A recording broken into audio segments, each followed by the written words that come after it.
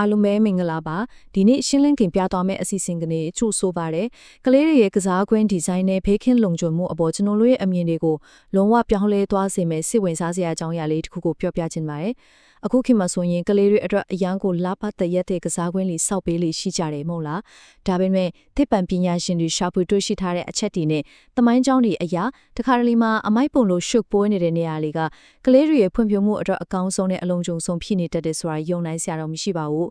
ဒါဟာထူးခြားဆန်းသစ်ပြီးအမြင်အာရုံကိုဖန်ဆားနိုင်တဲ့ဒီဇိုင်းတစ်ခုကြောင့်လေ့လာတာလေးဖြစ်ပါတယ်ကဲဒါကဘာကြောင့်လဲဆိုတာကိုအတူတူဝင်ကြည့်လိုက်ကြရအောင်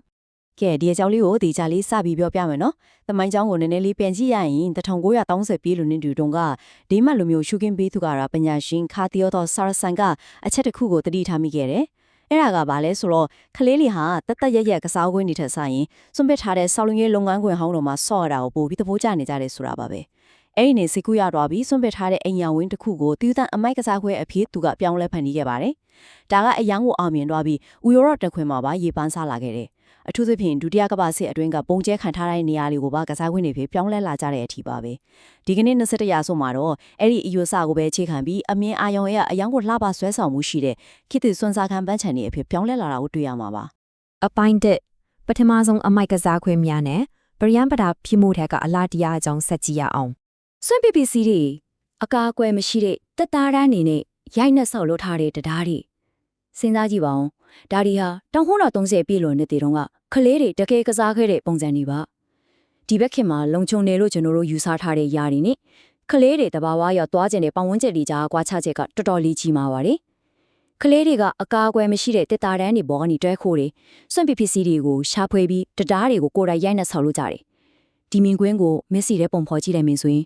ကလေးတွေအတွက်တော့ဒါဟာရှုပ်ထီးပရန်ပရာဖြစ်မှုတွေကြားကတကယ်လွတ်လပ်တဲ့အလားအရာတစ်ခုပါပဲဒါပေမဲ့ကလေးလုံခြုံရေးကိုအရန်စိုးရင်တဲ့21ရာစုကမိဘတွေအတွက်တော့အတော်လေးကိုထိတ်လန့်ခြင်းမြင်ကွင်းကြီးဖြစ်နေမှာအသေးချပါပဲ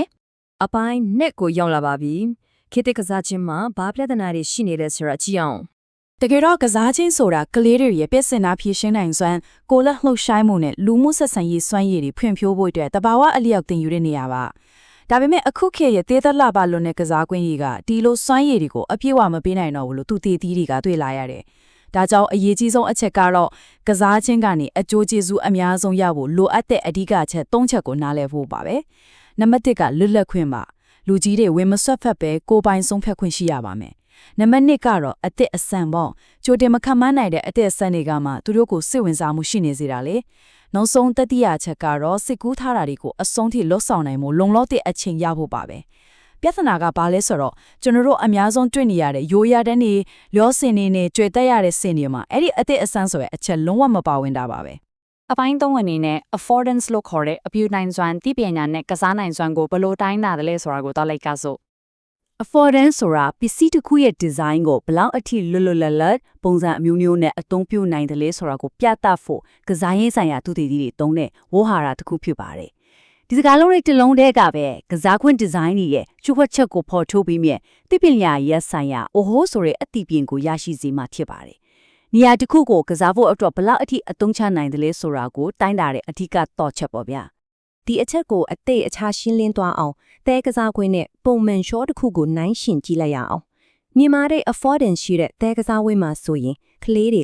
ကတဲကိုတုံးပြီးရဲတိုက်ဆောင်မလား၊ဥမင်တူမလား၊လမ်းဖောက်မလားနီလန်ပေါင်းမစွာနဲ့လွတ်လပ်စွာစိတ်ကူးရင်ကစားနိုင်ပါတယ်။တစ်ဖက်မှာတော့ပုံမှန်ရှော့တစ်ခုကိုကြည့်လိုက်ပါ။သူကနှင်းပါတဲ့ affordance ရှိပါတယ်။အပေါ်ကနေအောက်ကိုရှော့ဆင်းဖို့ဆိုတဲ့ရည်ရွယ်ချက်တစ်ခုတည်းအတော့ပဲတိတိကျကျဒီဇိုင်းဆွဲထားတာကိုကလေးတွေဘလောက်ပဲဖန်တီးညံကောင်းကောင်းဒီရှော့မှာကစားနိုင်တဲ့နီလန်ကတော့အရန်ကိုကန့်သက်ချက်ရှိနေပါတယ်။အဖိုင်းဒီစွန့်စားရတဲ့ကစားခြင်းကနေဘလို့အကျိုးကျေးဇူးတွေရနိုင်တယ်လဲဆိုတာဆက်ချရအောင်ကစားခြင်းဆိုင်ရာသူတည်သည့် Alan Sansider ရဲ့စကားလေးတစ်ခွန်းရှိပါတယ်။ကလေးတွေကိုမြန်ဆန်တဲ့မျက်နှုံးတွေမြင်မာတဲ့နေရာတွေနဲ့လမ်းပြောက်တာမျိုးတွေကိုစမ်းသပ်ခွင့်ပေးခြင်းကနေသူတို့ရဲ့ဆုံးဖြတ်နိုင်စွမ်းနဲ့ယုံကြည်မှုကိုပိုမိုကောင်းမွန်လာစေတဲ့ဒီစကားကပညာရေးပိုင်းဆိုင်ရာအရာတကယ်ကိုလေးနက်ပါတယ်။တနည်းအားဖြင့်ပြောရရင်စွန့်စားရတဲ့ကစားခြင်းဆိုတာဟာအန်ဒရယ်တွေကိုဘယ်လိုစီမံခန့်ခွဲရမလဲကိုယ်တိုင်ဘယ်လိုလုံခြုံအောင်နေထိုင်ရမလဲဆိုတာကိုသင်ယူဖို့အတွက်မရှိမဖြစ်ကိုလိုအပ်တဲ့အရာပါပဲ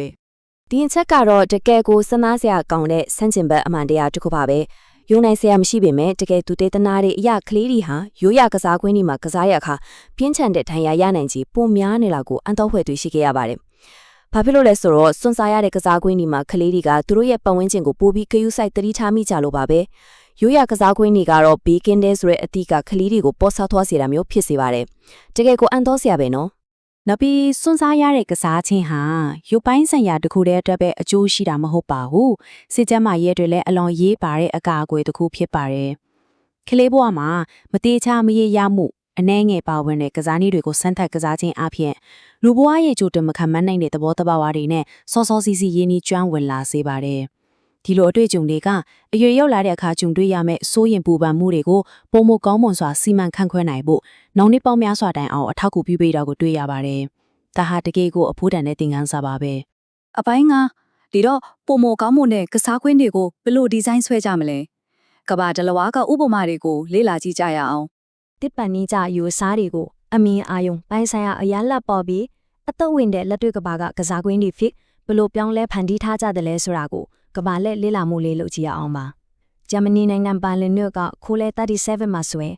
ကလေးတွေဟာစွန့်ပစ်ပစ္စည်းတွေတစ်သားတွေနဲ့တိစောက်ရေးကိရိယာတွေကိုသုံးပြီးလိုလိုလက်လက်ကိုယ်တိုင်ဖန်တီးတိစောက်နိုင်ကြပါတယ်အမိုက်တွေနဲ့တစ်သားတို့တစ်သားစားတွေဟာကလေးတွေရဲ့လက်ရာတွေနဲ့ပေါင်းဆက်လိုက်တဲ့အခါအင်မတန်အသက်ဝင်လာပါတဲ့အမှုပညာမြောက်ကစားစရာနေမျိုးတစ်ခုဖြစ်ပြောင်းလဲသွားတာကိုအမကမြင်တွေ့ရမှာပါဒါကတကယ့်ကိုစိတ်ကူးရင်စားနဲ့မြင်ကွင်းလေးပါပဲဆက်ပြီးဂျပန်နိုင်ငံတိုကျိုမြို့ကဟာရာပါပန်းချံကိုချိမယ်ဆိုရင်လေအလွန်ကိုလှပစွာပုံဖော်ဖန်တီးထားတဲ့တဘာဝရွှေမြေအပြင်အနေထားကိုတွေ့ရပါမယ်ကလေးတွေကအဲ့ဒီရွှေမျိုးအသုံးပြုပြီးကိုပိုင်ရေလျှော့တွေရှင်သွင်းနေတဲ့ရေကစားခန့်တွေကိုသူတို့ကိုယ်တိုင်ပုံဖော်ဖန်တီးကြပါတယ်ရွှေတွေရေတွေနဲ့ရှုပ်ပွဲနေပေမဲ့ဒီလိုတဘာဝတရားရဲ့ရှုပ်ထွေးမှုထဲမှာကလေးတွေဖန်တီးထားတဲ့မြေပြင်အနေထားဟာတကယ်ကိုပဲဆွေးမဲ့ဖွယ်ကောင်းတဲ့အမြင့်အာရုံအလားတရားတစ်ခုဖြစ်နေပါတယ်တဘာဝနဲ့အမှုပညာပေါင်းဆက်ထားတဲ့လိုမျိုးပေါ့ဗျာအင်္ဂလန်နိုင်ငံလန်ဒန်မြို့ကဂလာမတ်စွန်စားဆိုင်ကစားကွင်းမှာဆိုရင်တော့အရန်ကိုထူးခြားပြီးအမြင့်အာရုံကိုဖန်ဆားနိုင်တဲ့မြင်ကွင်းကိုတွေ့ရပါမယ်အဲ့ဒါကတော့ညနေခင်းအလင်းရောင်အောင်မှာတောက်ပနေလေမီးဖို့တွေလာတဲ့ရပါပဲကလေးတွေဟာကစားကွင်းဝန်ထမ်းတွေရဲ့အကူအညီနဲ့အနီးကကြီးကျဲမှုအောင်မှာမီးဖို့တွေနဲ့မီးမွှင်းတွေကစားခွင့်ရရှိကြပါတယ်အန်တရရှိတယ်လို့ထင်ရပေမဲ့စနစ်တကျကြီးကျက်ထားတဲ့အတွက်ကလေးတွေတော့အရန်ကိုစိတ်လှုပ်ရှားစရာကောင်းပြီးတန်ဝန်ယူမှုကိုပါသင်ယူနိုင်တဲ့အမြင့်အာရုံပန်းဆိုင်ရာထူးခြားတဲ့အတွေ့အကြုံတစ်ခုထင်နေပါတယ်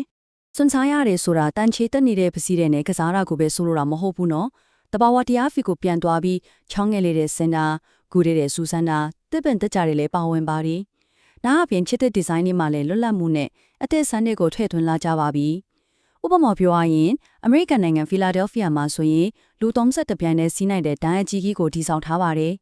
အော်မာဟာမျိုးမှာဆိုရင်လည်းအမြင်အာရုံကိုဖန်ဆားနိုင်လောက်ပေါင်းလာပါတဲ့အထက်ပေါင်းများစွာကွေးကောက်နေတဲ့ဂုံးပတ်ကြီးတွေရိုးဝက်ဥမင်လိုင်ခေါင်းကြီးနဲ့ဂျိုတန်တစ်တော်တွေကိုအလွန်ခန့်နားစွာထည့်သွင်းတည်ဆောက်ထားတာကိုတွေ့နိုင်ပါတယ်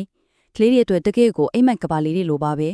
ကဲအခုဆိုရင်ကျွန်တော်တို့လေ့လာခဲ့တဲ့အကြောင်းအရာတွေအားလုံးကိုခြုံငုံသုံးသပ်ကြည့်တဲ့အခါစဉ်းစားစရာမေးခွန်းတစ်ခုပေါ်ထွက်လာပါတယ်အဲ့ဒါကတော့ကျွန်တော်တို့ဖန်တီးနေတဲ့လုံးဝဘေးကင်းလုံခြုံလို့နဲ့ကစားဝင်းဒီဇိုင်းတွေဟာကလေးတွေရဲ့ဖွံ့ဖြိုးတိုးတက်မှုအတွက်မရှိမဖြစ်လိုအပ်တဲ့စွန့်စားမှုအရာတာကိုအမှန်တကယ်ပဲဖယ်ရှားပြီးနေတော့လားဆိုတာပါပဲ